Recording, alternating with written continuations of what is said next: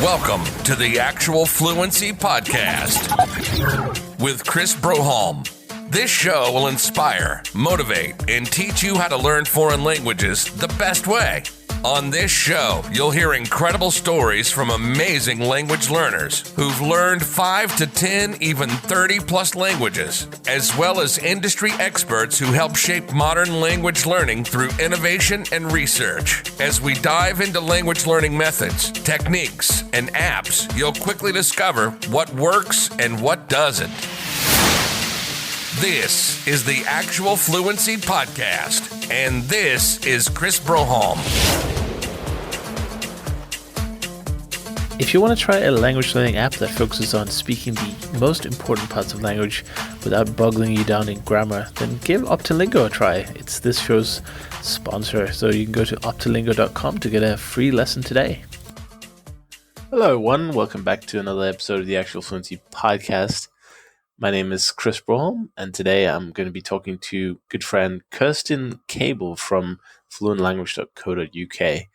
Kerstin is a fellow language podcaster. She's also the organizer of Women in Language, which is an online conference that is taking place in September of 2020. If you listen to this in the future, check out womeninlanguage.com for future versions. And we also talk a little bit about teachers earning an income with languages, sort of pivoting your teaching experience into more passive style income or online income. And that's pretty much it. If you're new to the podcast, welcome. This is a podcast for language learners or people interested in learning more languages faster and better.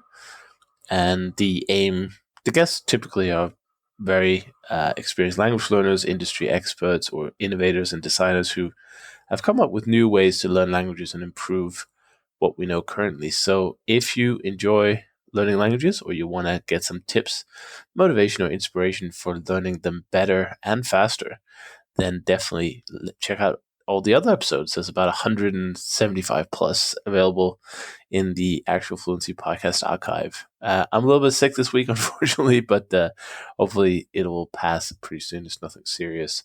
So thank you for listening and enjoy this episode with Kerstin, where we talk about the Women in Language Conference. We talk about making money with languages and what Kerstin has been up to in the last 2 years since she was last a guest on the podcast. All right, Kerstin, welcome back to the Actual Fluency Podcast. It's great to have you. Oh, thank you so much for having me. Yeah, you're one of the fan favorites. Been on a few times. My third time, I think. And before we get into some of the new stuff going on, I just want to ask you what you've been up to. It's been almost 2 years. We just checked. You were here in January of 2019 to talk about setting great New Year's resolutions and goals and habits.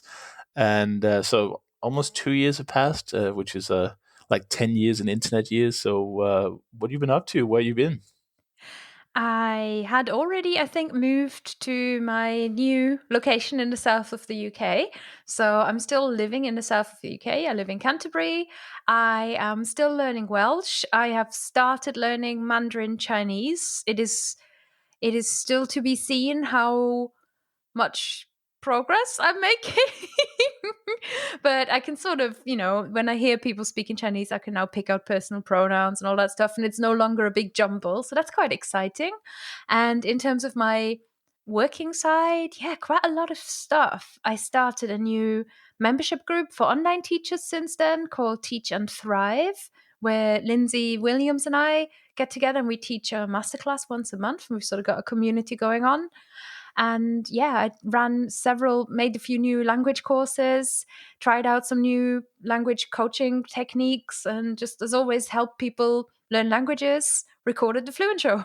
Nice, yeah. And I noticed that you overtook me recently on the Fluent Show. You're almost at, by the time this goes out, you're almost at episode 200. So congrats on the consistency and persistence on producing so many great episodes. Thank you. Yes, we're having a live stream for episode 200.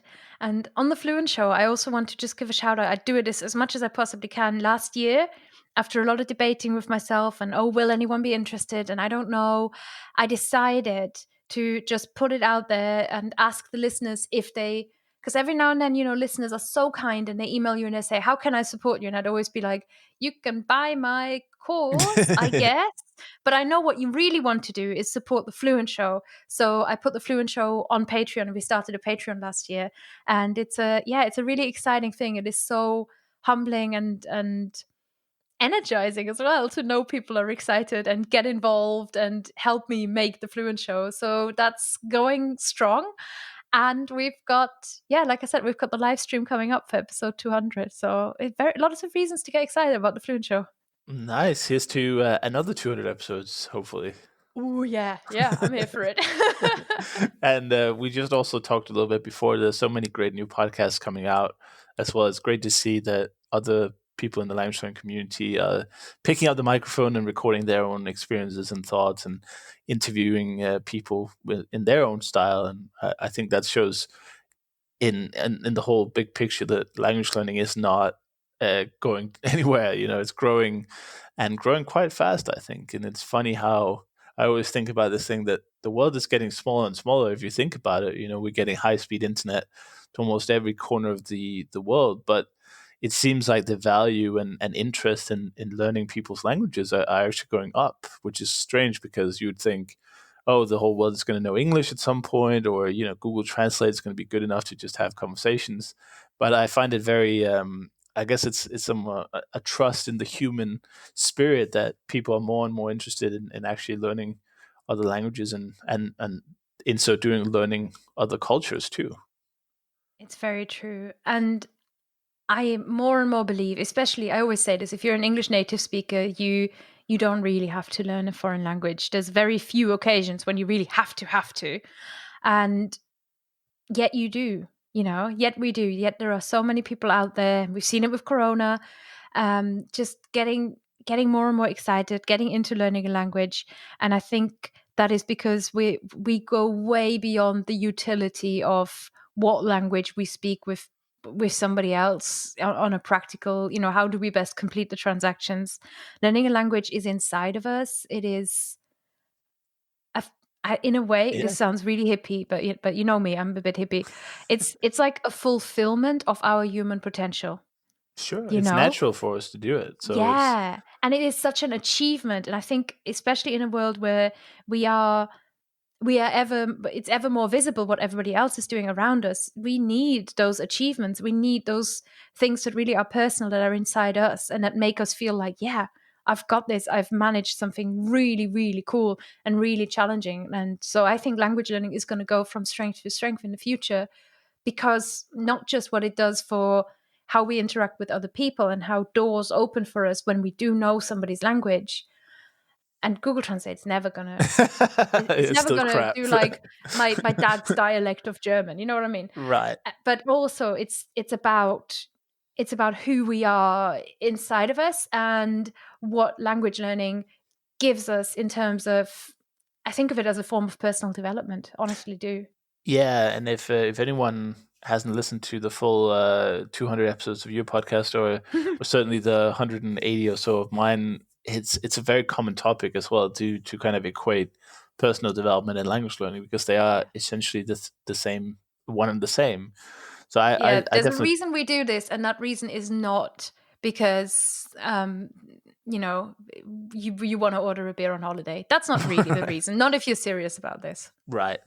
And I guess showing more people that what's possible with, it doesn't take like a 4-year university degree to be able to converse in Spanish for an English speaker, for instance. Showing the opportunities and the results that people are getting with, modest efforts. I think maybe that's what's motivating new learners to come in and say, hey, that looks achievable now, whereas before it's almost like mythical, like how do you learn languages without the internet? Is it even possible? You had all the tapes and the cassettes and whatever, and obviously people were still doing it, but now there's a real exposure, and you have the conferences and the events, and we're going to talk about one of them a little bit later in the show today. But that, I feel like it encourages people to get their feet in, because they just realize it can be done to begin with. That's the first hurdle anyone who wants to learn really anything, I suppose, they have to believe that it's possible. Because if you believe that learning a language is some kind of mythical feat of strength that only a select few people are capable of, then you will never even look into it, and you won't get those benefits of doing it, like connecting better with people of that culture, or just the personal benefits. There's great studies published about the brain chemistry improving, staving off dementia, and I'm sure concentration is also better because you kind of sit and practice doing one thing for an extended period of time. And you touched on something as well, like career benefits, opening doors. I think that's definitely true. If you're working for a company that has a big presence in another country, then if you learn that language, I mean, it can't hurt your position in the business, right? So yeah, definitely a lot of good stuff for languages, and I love seeing all the new faces doing podcasting, and there's a lot of new great blogs out there too, and YouTube channels, and just a lot of very nice people. And hopefully we can get back to doing conferences at some point again, meeting in person and hanging out and sharing beers. And I definitely remember a few beers in Bratislava last year, and hopefully that will come back in due course. But until then, we kind of forced to, I would say, is probably the right way to do these things online. But fear I not, guess. fear not. There are lots of online opportunities. We had the gathering was online and a big success. Polyglot conference is coming online and big success. But one event that's always been online is the Women in Language. So, Kerstin, do you want to give us a little introduction to what is Women in Language and how did you come up with it? Yeah, very happily. So I'm one of 3 co-organizers of an online event called Women in Language. And Women in Language was conceived under the mission or around the mission of celebrating, championing, amplifying the voices of women in language learning. That was sort of our angle. And Lindsay, Shannon, and I got together in 2018 to run the first Women in Language event and put it online straight away for many different reasons. We thought about accessibility. We wanted people to be able to join us really easily. We weren't sure about how this concept would land. We felt very confident and excited about it, about just being able to put on an event that is ever so slightly different. But you don't know if people would Sure. really travel across the country for that kind of thing. And in addition to that, I live in the UK. Shannon lives in California, and Lindsay at the time was actually, over the course of organizing it, sort of hopped around between 3 different countries, and I think was in Peru when we finally ran the whole show. So it was always going to be an online event. Lindsay approached, I think she chatted to me, and she was like, I've sort of been thinking about doing something for International Women's Day. We could have this sort of like maybe some kind of event. Do you think you're interested? And I just went, yes. Oh my God, yes. And it kind of hit on something that had been growing in my mind, where I thought I would really love to put something out there, where we don't put like necessarily the polyglot angle on it, and we take out any kind of this sort of associations with it. But also, as soon as you don't, this is something I noticed and that I can put into words now, and I kind of think I had a feeling for it at the time. As soon as you say, do you know what, we'll restrict our speaker pool artificially, I guess. We'll say, okay, we're only going to have women speakers because we know too many amazing women who don't get the chance or don't really get like the spotlight, and we want them to have the spotlight because this is cool, right? And we want you to hear from these people. As soon as you put something out and you say, we'll take a slightly different angle, what emerges is this fresh thing, and it's not a remix of conferences that you already have, where it's like, okay, we've got our, like as soon as you say we've got a conference where we really want the world's leading polyglots, as soon as you say that, you think of 5 people which are accepted and known as that, and you go, okay, cool, which pretty much all happen to be guys, or if you could argue that it's 80% guys, but the point stands, right?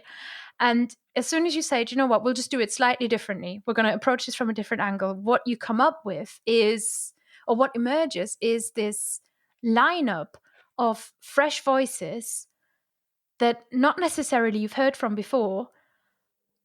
This sense of excitement, because you get a lot of first-time speakers who, some of them didn't even really expect to be speaking at this kind of event, who are like, oh, okay, I guess I'm going to come and I'm going to stand up to this. So you get people with that drive of doing something for the first time.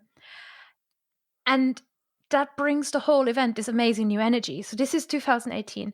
And then in 2019, what we did was we turned over almost 100% of our speakers. We try not to have a lot of repeat speakers at the event, because that freshness just brings this special energy. And also the mission of Women in Language is kind of to give that platform to more people, so that way we can widen the net. And then this year we're doing it again. So we've only got 2 speakers who spoke last year, who I think of them as our mascot, but otherwise we've got 30 people who have not been involved in Women in Language as speakers before. And it is massively exciting and enriching and wonderful to think that we've achieved this 3 years in a row. Wow, yeah, I didn't know that fact actually. That's pretty amazing that you're able to just completely freshen up everything and have a completely new roster. Yeah, it's daunting, right? Mixing things up. Oh yeah, I can imagine. You're training everybody again, but it's also just, it's massively rewarding. And it's so cool that I organize our speaker lineup. So it's kind of the side that I know most about. We split the tasks. So Shannon definitely looks after the tech and is kind of our expert in terms of how does this Zapier talk to this Zapier, and like how we're gonna embed this and how does this all gonna work. So she really makes the whole thing run smoothly. Lindsay is extremely involved and takes the lead on, runs it extremely well, our marketing side. So we've got a very large set of really cool promotional graphics. Every speaker gets their own image with their picture on, with their bio on, with a description of their talk, so that they can, if they want to get involved in promoting, they can promote their own talk if they choose to do so. It's like a really good kind of setup. But I look after the speakers, and every year I email people who I have never ever heard from before. I don't really know who they are. And That's great. It's so cool. I can't put it into words how cool it is to, through Women in Language, discover these people. And then when they say, oh, here's the kind of talk I want to propose, I just, it's such joy. It's so exciting, because we get to see like this brilliance, and I come away thinking, how did I not know about this person? This is so cool. And I guess that's a side advantage of Women Language. It's not just about like, women, blah, blah, blah, but really it's about like this fresh voices, and voices that we don't always see. And I say this, I've been saying this a lot this year in this context, is women talk themselves out of stuff a lot. Like there tends to be a hesitancy to put themselves forward, and it's made harder. It's made so much harder if if say you think, okay, like I guess polyglot, that kind of sounds interesting to me, and I would like to be in this event. But then you look online, and if all the polyglots are like 8 guys who all look very similar to each other, you feel like, well, I guess I'm not, and it's just this weird underlying human thing where if people don't look like you don't reach out. And we need to think about this with our diversity as well. We need to think about this with our ethnic diversity. We need to think about this with our representation of LGBT, etc. If we really want a full community and we want to get that excitement of the new voices, and we need to think about it on the grounds of gender. And me being a white woman and occasional ranty feminist, this is right up my street. Well, as a personal friend, I can certainly attest to those things. But I thank you for the explanation there, because I'm sure there are a lot of people out there thinking, probably mostly guys, who are thinking like, why is this even necessary? Like, what's the point, really? But I think you explained that quite well there, that first of all, it's not just about the gender equality thing. It's also about it's a totally different event. And I think, actually, I would argue with you that that's the primary thing. the primary benefit of your event is that you're giving people who aren't really, let's say, as immersed in the community or as well known, the ability to get exposure it's actually networking, I guess. And I would say the fact that it's a female roster, I would say it's almost secondary to that. It's a really positive thing to have that kind of lead in and networking opportunity, which is so much less terrifying that, let's say, going to Bratislava and speak in front of 300 people in a classroom, which I find terrifying. By the way, I mean, I know you've done a lot of presentations, but I'm not quite there yet in terms of the public speaking. But is there anything you want to add to that, like the maybe some of the critics, or if people are thinking this is silly and we don't need this, like maybe tell us a little bit more about where it came from and why you came up with it? I want to start this definitely off by saying that, and this is a misunderstanding that I think we have every year, because we're called Women in Language, and we thought about it, and no, this is the name now. So because we're thought Women in Language, sometimes people think that we restrict our ticket sales to women, and that is not the case. So our ticket sales are completely and utterly open to everyone. And I saw Lindy Buerte's tweet the other day, and she put it, as Twitter, sometimes, it gives you the conciseness to put things into exactly the right words. She put it this way. She put Women in Language, by women, for everyone. And that is what we are. So we really are for everyone. If you're into the idea of seeing 30 incredible experts share what they know about languages, panels. With this year, we've got live language exchanges with the conference attendees. How cool is that? Yeah. And I mean, I'm nervous, but what could go wrong? Everything. and the chance to win an easy, I think we're going to probably hit $1,000 worth for each prize, but a chance to win some really awesome stuff in a raffle, which you get along with your ticket, then you're in, and we don't restrict that at all. So we really are open and welcoming to everybody. We try to make this conference as accessible as it possibly can be, and that is very, very important. And yeah, over the years, sometimes people might have sometimes people coming back, and yes, of course, you always get like the two guys who are like, well, why don't we get Men in Language? And I always think, well, why don't you make Men in Language? That is true. I'd buy a ticket to Men in Language. I'd be interested. It isn't about that. It is about, partly we are women, and certain situations are, I think, more likely to happen. Certain things are more likely to happen to women. So I'll just say one of the talks that we have this year that I think, I'm just going to say, only a woman could have come up with this, probably. The title of the talk is Ditch the Apology, How to Stop Apologizing in Any Language. This sort of, sorry, I'm not good enough. Sorry, I don't, sorry, this isn't good. Sorry, my language skills aren't that good. This is, I don't know. I mean, of course, a guy could have come up with this, but you know where I'm coming from, right? We get this extra angle, and we get this like feel to come into this that is really great. And beyond that, what I have witnessed over the years of us doing this is really great, that we have, first of all, we're not demanding for every conference in the world to only ever have female speakers. I think they should have a day. I mean, but that's just that's me. I'm not speaking on behalf of Women in Language there. I think it'd be all but you know what I mean? We're not demanding that. We're just coming out here and saying, hey, here's a way to do this. We're just doing our thing. And we are opening our thing and inviting the world in to come and enjoy it with us together. That is the point. It isn't about anything else. And from what the experience that we've had, what this has given us that I didn't expect the first time round, and you will attest to this, I think, is that we have been able to create this little opportunity for somebody who wants to say something and is a little shy or talks themselves out of stuff to become ever so slightly more visible, partly because it's online, partly I think because it's a ticketed online event. So everybody who is there really has chosen to be there. Like they've, with money, chosen to be there, which is important, and I think it's good. Because you don't really get anybody there who isn't interested at all. Why would they pay?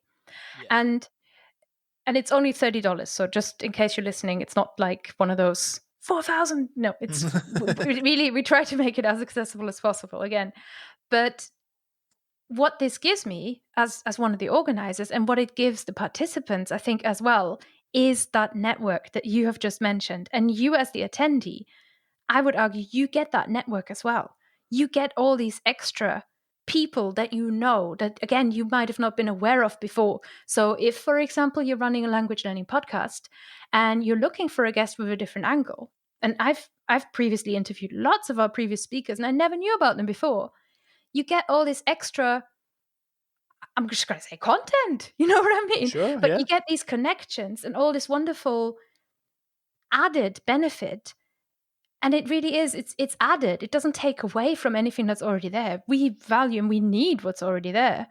But we're adding something extra, offering it to you. And if you want it, please come and, partake.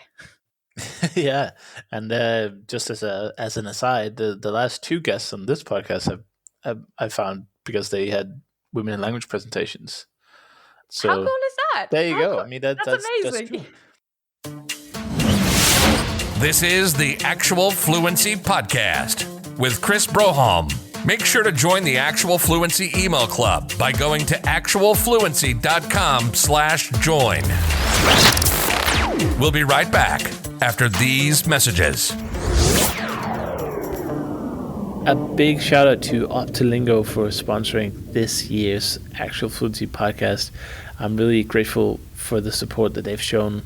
It's a new language learning app, and I definitely encourage you guys to check it out. You can learn more than 18 languages, and you can even get a free lesson for each language just to see if the method is something that appeals to you. What I really like about it is that it focuses on speaking a language rather than there's so much focus on in other apps about text and writing and reading, and I think there's not enough focus on listening and speaking. So this is what OPTILINGO does, and the creator John T kind of stumbled upon it by complete accident when he was trying to learn his heritage language of Circassian, language that obviously doesn't have a lot of resources, a lot of apps available. So he developed his own, as so many of the app creators that I've talked to in the language learning world over the years have said, there wasn't anything what I wanted, so I just made it myself. So if you want to try guided immersion, as the method's called, and learn the essentials and most important parts of a language without being held down by grammar or syntax or any other kind of long and boring explanation, then try learning 18 or more languages with OPTILINGO by going to optilingo.com. And if you do like the free lesson, you can subscribe for just $5 a month. So it's also extremely affordable. So thank you once again, OPTILINGO, and let's get back to the action. You're listening to the Actual Fluency Podcast. And now, back to Chris. But do you think are there any sort of structural limitations to, let's say, more female speakers at conferences, or is it solely the biggest problem is simply that the mindset and the kind of you said speaking themselves out of it and shyness and like what as a guy maybe it's not easy to understand where those problems stem from. So can you share a little bit? Is there anything the events could do better to accommodate more female speakers and have more, let's say, closer to a 50-50 in the terms of the speakers there, or is it more personal reasons really? I mean, first of all, I'm not talking about events in the whole world, but I know that in our language learning world, on the whole, and again, this isn't just about gender equality. As soon as if we get gender equality right, and we still got a lineup of all white people, then we might still say we don't have the variety of voices that we want. I think we can only strive, right? We can't be all perfect. It's not possible. Nowhere is 50% anything. Exactly. But certainly we do have events that are 50-50 in the space. I think we do have, so I don't want to put this on any other language event that they're guy dominated or whatever it is. Right. For me, it's also about raising the visibility in the media, because I think this is outside our control, but I think that it's very easy for the same sort of 5 geniuses to be reached for again and again. And it is proven through a lot of research that if you were to close your eyes, imagine a professor. If you were to close your eyes, imagine a president. If you close your eyes, you imagine a genius. It's men that come up, right? Mhm. So this again is just we can't achieve what we don't see in the world. Right. But this is not quite what your question was about. But I just wanted to say, like, this isn't about like other conferences are doing something wrong. I don't think they are. I don't think they are. A structural difference that we have noticed that we have, which I don't think is the right choice for every event, it just happens to be how we do it. We don't really do an open call for papers. We do this sort of list of nominated people. And this is not just us as organizers. Whenever we see somebody, we think, oh, she'd be great for women in language. The person goes on a list, and this goes year round. So Lindsay will suggest people, and you always notice, say, last year, this is not so much this year because of Corona, but last year, it's like if Lindsay's been on a trip, suddenly the list has 5 new people. You think, oh, Jesus. That's great. Yeah, it's so cool. But and me too, and Shannon too. So it's the same. We listen to a podcast, we hear somebody cool, we go, they'd be awesome for women in language. But also we get a lot of nominations over the years. We also But what does it take though? Sorry to interrupt you. If you what are you looking for in a women in language speaker? Is it new ideas? Is it a very a well-spoken person? What is it? A new kind of area of language learning? Is it a research? Like I say, with some language, with some of the speakers, I don't even really know them before I contact them.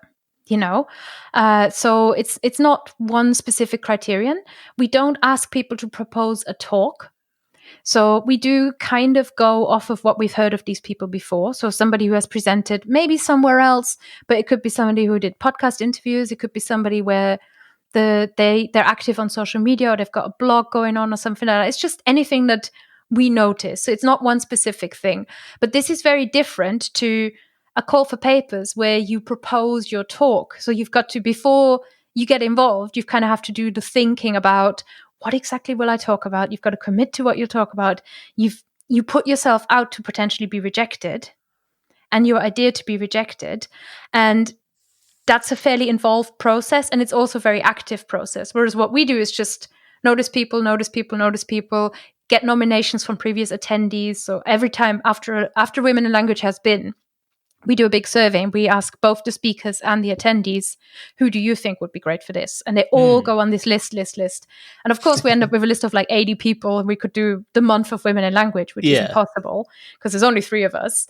But we then kind of go through the list, and, Lindsay gets a few, I get a few, Shannon gets a few, where we say, definitely want to hear from this one. And that makes up, I think, about half of the speaker. And then we add... This year, I think I actually did a random.org, because I do believe if they're nominated, they're probably going to be great. And if they're not going to be great, they're going to tell me, and they're just going to say no. You know what I mean? Yeah, absolutely. So I've got a lot of faith in this. And it is a very different process to looking through essentially an application. Yeah. That's not what we go through. We go through this kind of suggestion list. Then I contact people. Again, I run the speaker side because I love it. I'm a people person. And then I make the people, essentially, they go, oh, what do you want me to talk about? And I'm like, I don't care. Just tell me what time of day. Because with an online conference, the most important thing is that you make sure everybody is actually available at the time that they said they were going to be available. Is it all live? Yeah. Wow. It is 100% live. That's pretty intense. It's like 35 different streams live. Oh God, that sounds like an organizational nightmare. It works. You guys work? We get the live energy, It's that's true. Special. It's really special. They're all YouTube lives, and so it's really important for me as the organizer. Like, one of the things I start with is I've got this big whiteboard. Every speaker, as soon as they fill in the form telling me when they're available, they get this Post-it, and then on the Post-it, I write down their name. I write down the kind of general area that they told me they'd like to speak about. So every year we set a few tracks, and we say, maybe which of these do you see yourself fitting into? And then I write down what time they're free. And then there's a lot of kind of trying to organize the schedule, which for me as one of the organizers is actually almost more important or more critical, that I assign them a time when they're actually available, because everybody's at home. These people don't travel to one location where I kind of have them. Yeah. Then it would be easier to say, if you travel all the way to Montreal for Langfest, then it doesn't matter if you speak at 10 in the morning or 2 in the afternoon. But if you're at home and perhaps you're managing your family as well, then it's really critical. Yeah, and there's so and they're many all in different time zones too. Yeah. I was just about to say. So after that, they get told, or I really, every year so far, I've been doing reasonably well. I put them on a schedule, and then I send an email saying, this is your time slot. Are you happy with your time slot? And now I'd quite like to hear what you want to talk about. Right. Right. So it goes back to front. I don't know whether that is a model that any other conference would ever want to do, and it's not for an in-person conference. It's not the same type of model, etc. But what it does, I think, is, in terms of the talks, in terms of the content, it gives people a yes before they need to think about what they're going to talk about. And what I hope it does is it allows people to go with the thing that they really want to talk about, even if they think maybe people don't really, I don't know if, if you're proposing a talk, you think about what do people want to hear. But if you already know you're giving a talk, I hope at least, and I try to encourage this in the speakers, maybe it's a little bit easier to go with the thing that you really want to talk about.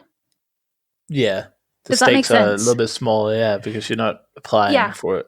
And the fact that somebody contacts you and says, we would like to invite you to come and speak, is entirely different to, here's a massive call for papers. Because the minute somebody says, we're interested in you, as a person, every year I get people going, did you really? I don't know. Do you really mean me? I mean, are you running out of speakers? Is this the problem? I'm like, are you joking? I've got 100 people. I don't know. But that's the sabotaging again. The self-sabotage is coming in. Every year. And I always feel like, okay, as long as this still happens, I'm going to still do this. But it's different to putting yourself forward off your own back and thinking in the back of your mind, I think this in the back of my mind, I don't know, because there's going to be this person, there's going to be this person, and they're going to want this person, and I don't know if they've got space for me, and what's the point of trying? So we try to get around, this is a long-winded way of saying we try to get around people saying, what's the point of trying? But I don't know whether this is a model, and I'm not here telling you this is the answer to all of life's problems or anything like that, because I think you get the conference that Lindsay, Kerstin, and Shannon put on. You don't get a conference that anybody else would put on. Right. So this isn't the event that is all the answer. This is just the event we want to make. That's the point. Yeah, that's the point. It's your event, and you're having a lot of achievements with that, based on that. But I think that's also a common misunderstanding, is that,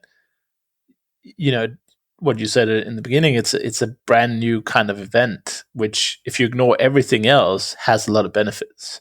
Like the idea of not asking for topics, and inviting new people every year. That's also interesting. Like if you look at the presentations of some of the other conferences, maybe there's a lot of repeat speakers every year, which is not a bad thing necessarily, but it's different. It's like a different experience. And some people might appreciate that they come back to hear, I don't know, Lydia every year, or Lindsay, or Richard, some of the people that often, or yourself, I know you also like to do presentations at those events. So I think that's a big kind of, what I noticed from when you explained it a few minutes ago, is that it's not just about the woman thing. That's important, of course, but it's actually also creating something that wasn't there before. It's not like making a female version of the Polyglot Gathering online at all. It's totally different, totally new, and brings with it new positive benefits, and for the participants, but also for the speakers. Yes, that is it. I think for the speakers, there is often I feel like it can be a little catalyst. And I go out of my way whenever I can. Like, I offer the speakers help. So I say, you can book an appointment with me if you want to just talk through your talk idea, if you're feeling uncertain about what you should talk about or what you want to talk about, you can book an appointment with me and I'll help you out with it. And that is hope. Like, my hope is, on the one hand, like, I don't know, no one's ever proposed something really insane. We've had in the past, I think we've had some people say, like, someone proposing a talk that is more for an English learning audience. Right. And then, but we can go back and say, that's not quite the talk that we're after, but we still really want you to speak. Do you think you can angle it somehow? And it's never failed. Never, ever, ever. Like, the hope is that once we've got our list and stuff, we really try to say yes as much as possible. Yeah. And we try working new things. And I know, like, now I've spoken at a few conferences, and I know the first time I spoke at the Polyglot Gathering, I felt much more pressure to prove myself and to be credible. Whereas the A&O at the A&O in Berlin, yeah. And it was a good talk, I'm satisfied with how that went. Did you talk about? It was about how to choose a tutor and how to spend your money well in language learning. Yeah, very, very, very, very useful information. It was it was a good talk that year. And I was tutoring way more then, right? So it was really also from the point of view of, look, I work with people every week, and this is how they waste their time with me, kind of a thing. Yeah, maybe that's a really good segue to talk a little bit about yourself, because I remember on the podcast you've previously talked. On this podcast, on your podcast, I presume you've talked about everything, but on this podcast you've talked about in the past tutoring, like how to be a better teacher. I think that was one of your first appearances. And then you talked about German as well, German pronunciation. You had a German course out. Yeah. And then we still chatted out. about... Still good, everybody. Then we had the habits and everything. But have you sort of pivoted a little bit away from the teaching aspect into in the language learning niche, or what is interesting you at the moment? When I moved to south of England, unrelated, but it's a big life change. I think that year I stopped one-to-one language tutoring. But I don't think I stopped as a German teacher. I don't think I stopped as somebody who, loves a language and wants to share that language with other people. Because the next year I made German Uncovered, which is my course that I have with I Will Teach You a Language. And that was the most involved, in-depth course I've ever made, and made me was like a consolidation of all the teaching I had done before. And at the same time, really a chance to apply all my skills and learn even more and to grow as a teacher. I built the curriculum for a beginner's German course that takes you from A1 to B1. That for me was an achievement. That was really cool. That's huge, yeah. Yeah, it's a big deal. It's essentially like I've written a textbook, but in interesting videos. This is cool.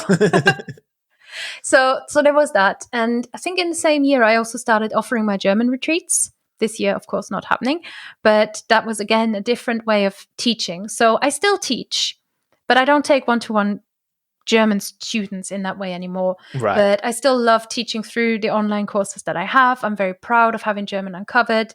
I'm very proud to teach languages to people.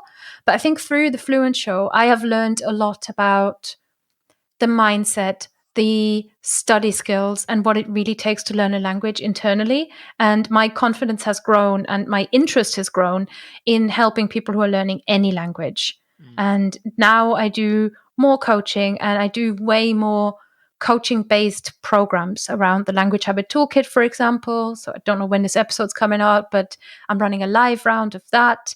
And I've kind of got plans for another group coaching program. So I quite like working with groups because then people can interact with each other and kind of get more out of it that way.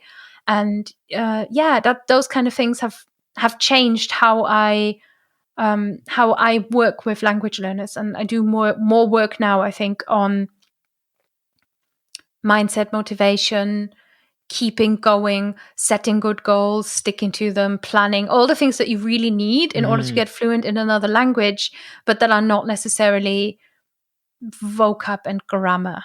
I think I'm balancing both sides. Right. And you're also obviously running an online business. So I guess you're in your Teach and Thrive. You're kind of living proof of that methodology of you start out as a part-time tutor, or you're already in a teaching role, and you want to maybe pivot a little bit to make it slightly less active. Maybe have some passive income, create online assets like your courses. So in a sense, you sort of you're providing the blueprint to what you're doing yourself. Yes, I love doing Teach and Thrive. I love it. It's one of my favorite things. This month this is so cool. Like, I've done a podcasting 101 this year.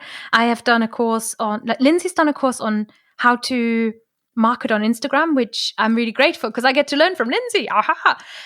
But I'm doing something about how to do free guides so that people can join your email list, and like what kind of things, what the purpose is of those things. And it gives me a chance to teach what I know, which we know is one of the most rewarding things, that if you're a born teacher, then you just want to kind of share everything you know. But it also, we've done it for a year now, it gives me a chance to see online teachers grow and come out of this one-to-one restrictive system, which I think at some point either always runs into the same problem, where either you've got 6 people and you're taking them on, you're like, yeah, this is an awesome part-time job, right?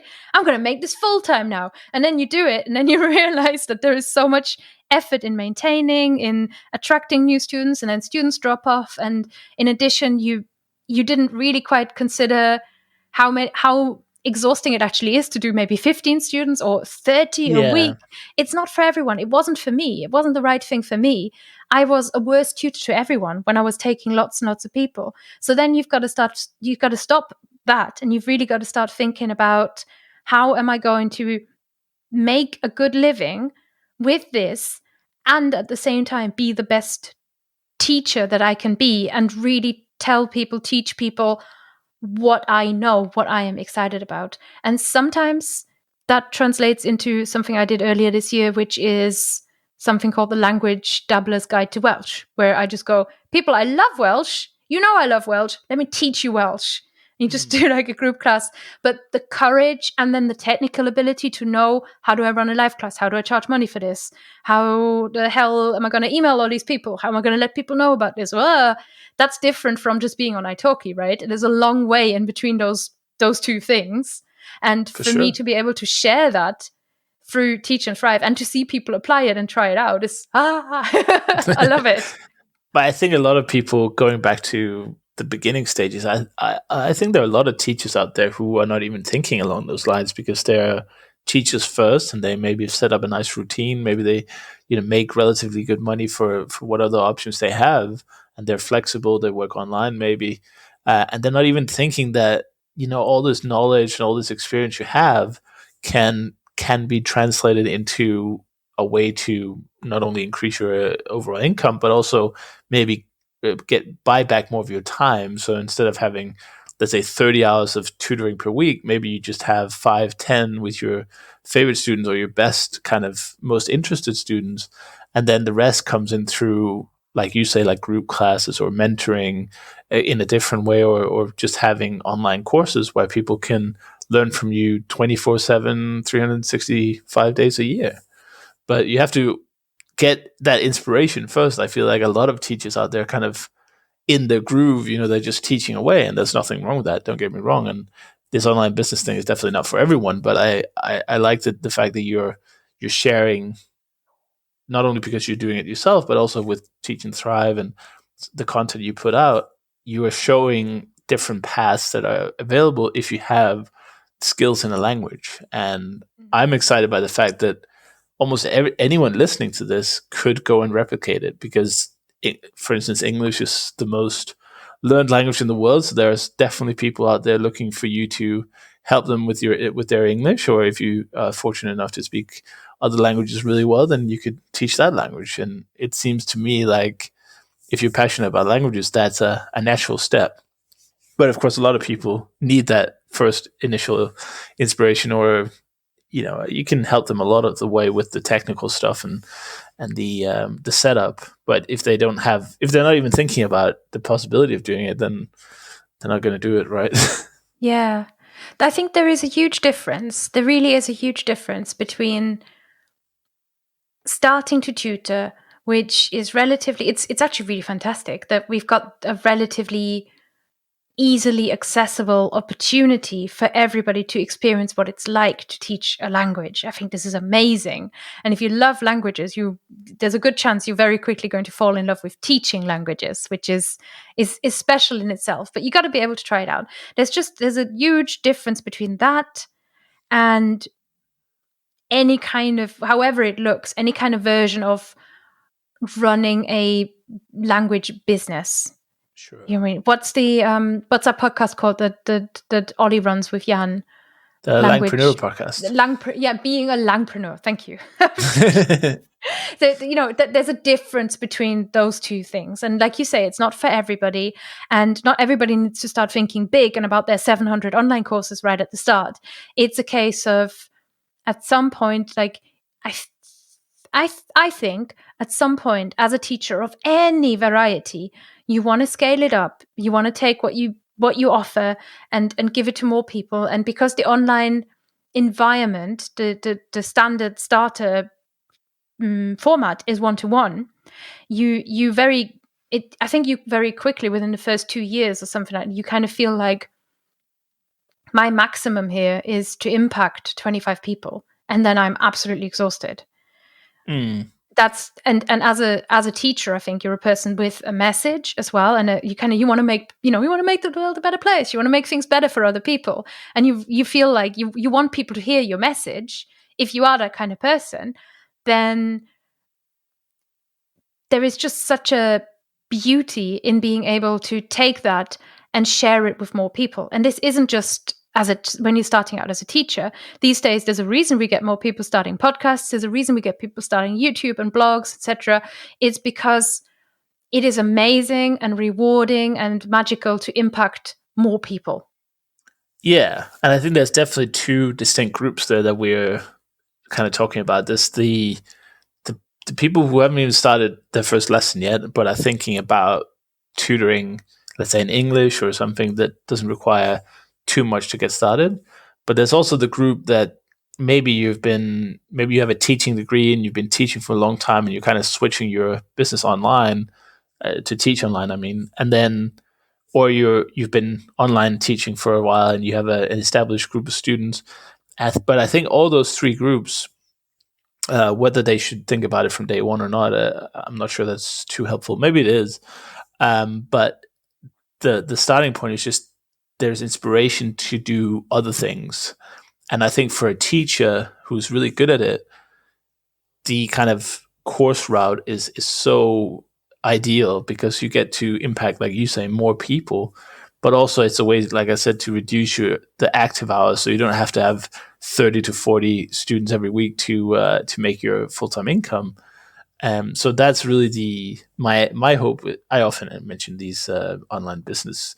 Call it Langpreneur if you want. I don't know if that word is gonna catch on a global scale, but people who are basically building time independent businesses with language skills one way or another. The reason I talk about that so much is I feel like it's a good path to visualize in front of you to move towards, and you can do that from ground zero without having ever taught anyone. Or you can do it as the very established teacher who's been teaching for ages. You can pivot into more, we call it passive income. Really, it's just front loading the work and being clever with the technology and like you spending a lot of time creating a course that you don't need to spend as much time every time somebody goes through it. Usually it's no time, but of course then there's some customer support and there's some support questions maybe once in a while. And I really like to feature that on the podcast as often as I can, because I think there's a lot of people out there who are thinking, I really love languages or I really love teaching, but I don't know how to turn that into a quote unquote serious career, because in teaching, you're always going to be limited by the amount of hours, right? So how do you pivot into something that can grow to something bigger than, and if you want to teach, there's absolutely nothing against that. I think people who kind of find their ideal work that way is great. But I also think that you're leaving a lot on the table that you could grow and potentially have more time off to spend with the kids or the husband or travel or whatever you want to do. And it doesn't have to be that difficult.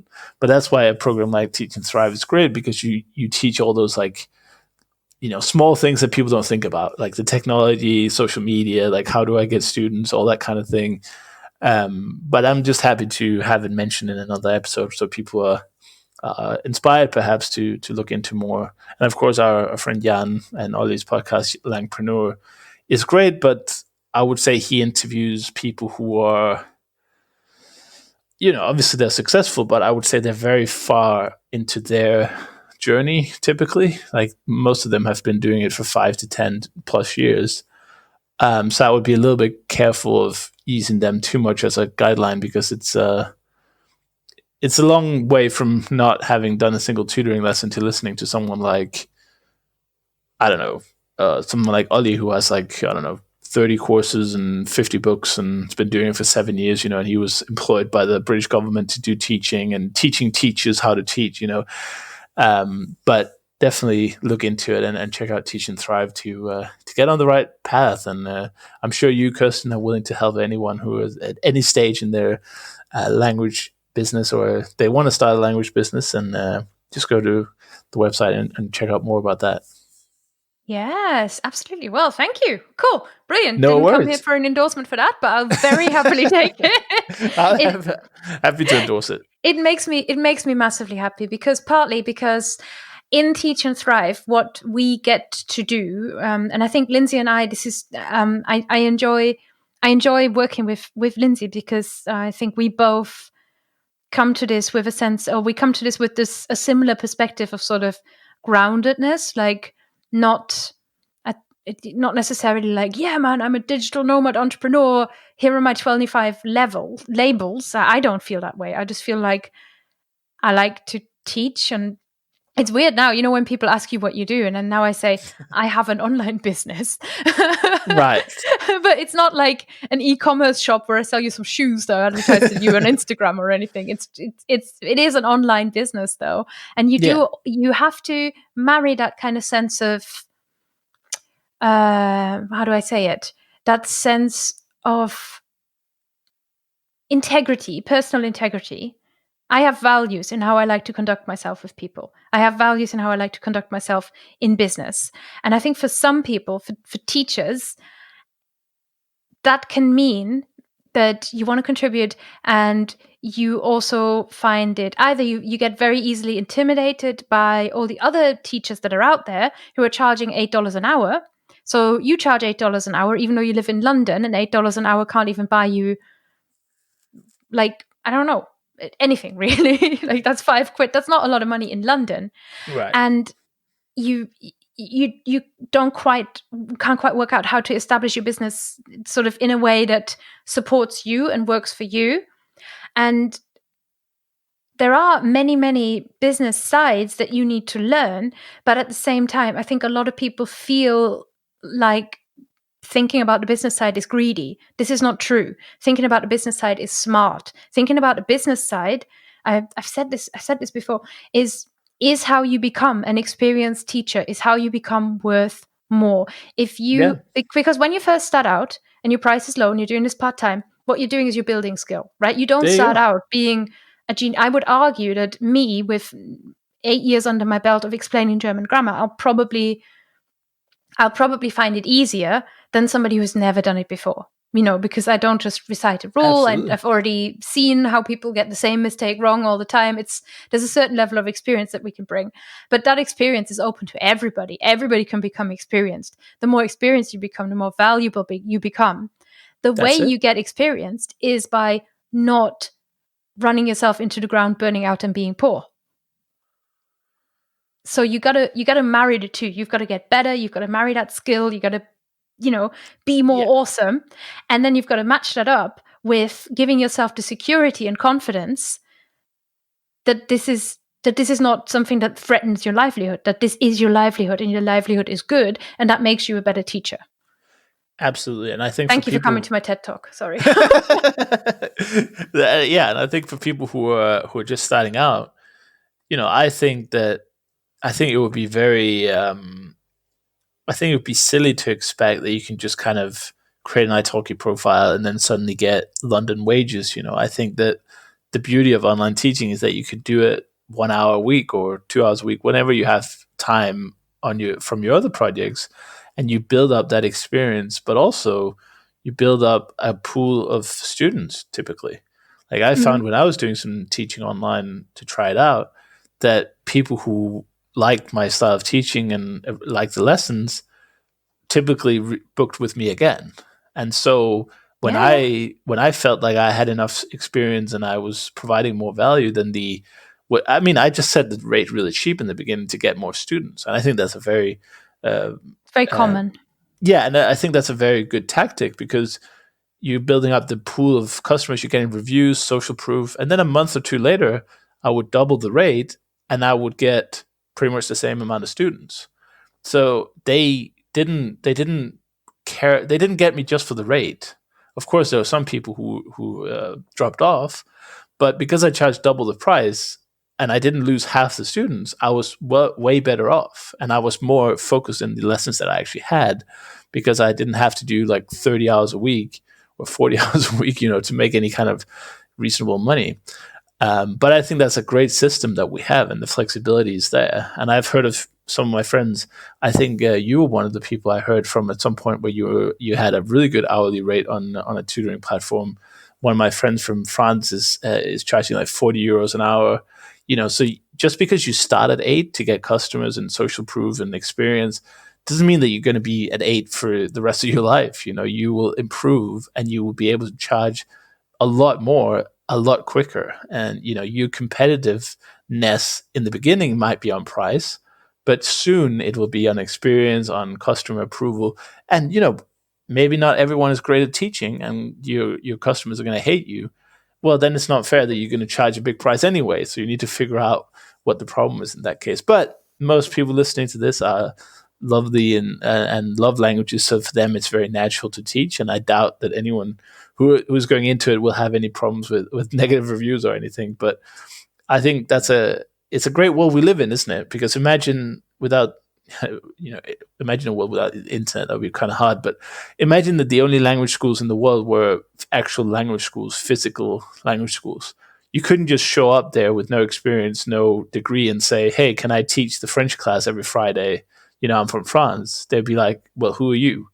But because of the internet, because of this like decentralized and open options, anyone can do it, and you can compete on price to begin with, and then as you get better, you just increase your rates. And once you have a lot of students, you make a course like Kerstin did, and you ask your students, "Hey, do you want to check out my new course? I'll give you a discount or something," and you have an instant audience too. So to me, it's just perfect. All of it. It's just beautiful. Yes, it's a good one. It's a good kind of way of going, and it's funny, isn't it? Because you say that now as if you just email people and you go, "Hey, I've got this new course. You should do my new course." Da, da, da. But I remember how terrifying that was at the start. I remember how much the voice in my head was like, "Who are you to think you have any kind of skill to make any kind of something?" And it took many, many years to put things out there, and it took many, many years. I think for me, the personal growth, or the confidence growth and the attitude growth that entrepreneurship has given me, because I didn't come into this thinking, "Oh, I'm going to start a business." I literally didn't really think about it. Not that much. I'm a bit intuitive. And the confidence growth that has given me to a point where after a little bit more experience, to be able to put something out and say, "This is what I want to offer you." And the same with Women in Language, right? Is we say, "This is what we want to offer you. If it's not for you, that is fine. It's okay to take a no." Yeah, absolutely. And that takes a while. And to have, with something like Teach and Thrive, to have people who are there backing you up, being the example, and being kind of available if you've got extra questions, or if you're having that crisis of confidence, who mentor you and are able to say to you, "This is fine. Remember, people can say no if they want to, and that's not a personal disaster, that takes a long time. Like I couldn't run language retreats in Berlin, etc. Like I know when people inquire and I say to people, this is, the price I'm charging for this is like this because this is how I want to run this show.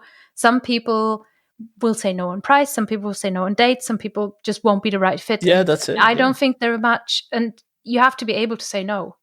It's probably the best thing I've learned in the last 10 years. Yeah, and I've gone through that progression myself. I've been, even for podcasting, when you start out, you're kind of nervous and you're a little bit shy maybe, and especially if you talk to people you don't know, it's a very scary experience. And then it starts again when you actually have to publish it, because then you're thinking, oh, are people going to like it? And you kind of build that confidence over time. And I find that to be the case with all of my online business, actual fluency related, sending emails and selling things, and that's all come later. So if anyone's sitting there worried that they don't feel confident right now, well, that's again what you need to do those. If we talk about the teacher route, that's why you do those lessons in the beginning. That's why you get the experience and confidence, is being the 8-hour conversational tutor to begin with. And then when you've been doing that for a few years, you have the experience, you have the knowledge, and maybe you even have the materials. Maybe you build some materials for people to suddenly charge the big bucks and the big courses and premium prices, if that's what you want to do. There's no push. I don't think you gotta love it from the start. If you want to be, if you want to be a language entrepreneur and you're really just in it for like business and stuff, then I would argue you're probably better off collaborating or hiring a teacher than to put yourself through teaching when it's just not for you. Oh yeah, but that's true. The kind of conversation that we often have is with teachers who feel like there could be something more here, but I don't know, and maybe I don't know. And then you have that voice that goes, who am I to do this? Or how am I supposed to do this? Or how does marketing work? Or all these extra questions, and that's a different thing. So if you want to be, I don't know, a publisher of language online courses, then you don't have to put yourself through 5 years of teaching. No, you can invest your money or your time. That's how it always exactly. is. And if you gotta love what you're doing. Yeah, I think so. And if you're just in it for the business, there are probably other industries that are a little bit more obvious and probably bigger, really. Language learning is quite competitive, and the courses that are available out there, it's very hard to sell let's say a $10,000 German course. Of course, it's possible, and it could be like a 0 to nothing. But if you go into the, let's say, make money online space, or stocks or crypto or insurance or whatever, you can probably get like real estate, infinite income generating there. But I prefer languages. I like it here, and I hope that people listening are tempted to try something more. Or certainly, if you're an established teacher already, maybe you're in a school, a language school, physical language school, or you have a lot of online teaching lessons, and definitely check out what you can potentially pivot into and spend a few hours here and there creating some courses or materials. So I always say to people, if you're a video kind of person, make a YouTube channel, record regularly. If you're an audio person, do a podcast. And if you're a blog writing person, do a blog, just to have that kind of presence and platform, because that can always be leveraged into something later. But anyway, I recommend and it helps Teach and you Thrive. Find your voice, doesn't it? It helps you find your point of view. Exactly. And you can always, that's how I started everything, is through just creating content. I wasn't a teacher to begin with, and I certainly am not pretending to be a teacher now, but all I've done is because I started a podcast. And you can argue the blog had a little thing to do with it too, but I never did too much. I never did too much of that. So I would say just creating content, being out there, has been the big kind of differentiators for me. But anyway, Kerstin, time's up. We've run out of time. So I didn't want to interrupt you while you were endorsing Teach and Thrive. So please go ahead and do it. That's fair enough. No, I also recommend Likepreneur friends Jan and Ollie. They definitely have a lot of inspirational content. If you want to see what kind of the I would say the unicorns, can you call them that? The outliers, maybe, like some of the really successful people in language learning, how they got to 4 or 5 million subscribers on YouTube and crazy amount of views, or maybe they made a lot of courses. So check out Likepreneur as well, and check out Teach and Thrive, and check out Women in Language. Fluent podcast, the Fluent Show. And anything else we forgot? No, absolutely. If any of your listeners, if you're listening and maybe you're thinking some of this sounds interesting and you just want a little bit more information or advice, I know we shared an awful lot at the moment. So just an invitation and encouragement as well.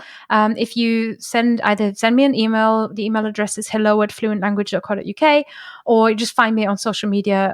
I'll be able to give you the right link or point you in the right direction, give any more information. And Fantastic. Women in Language, $30, 4 days, 30 speakers. Amazing. Go for Everybody should come. 17th to the 20th of September, 2020. And tickets are live at the moment at womeninlanguage.com. And if you're listening to this in the future, there's probably going to be one in 2021 and beyond as well. So check out womeninlanguage.com. Yes, depending on how tired you are. Thank you, Kerstin.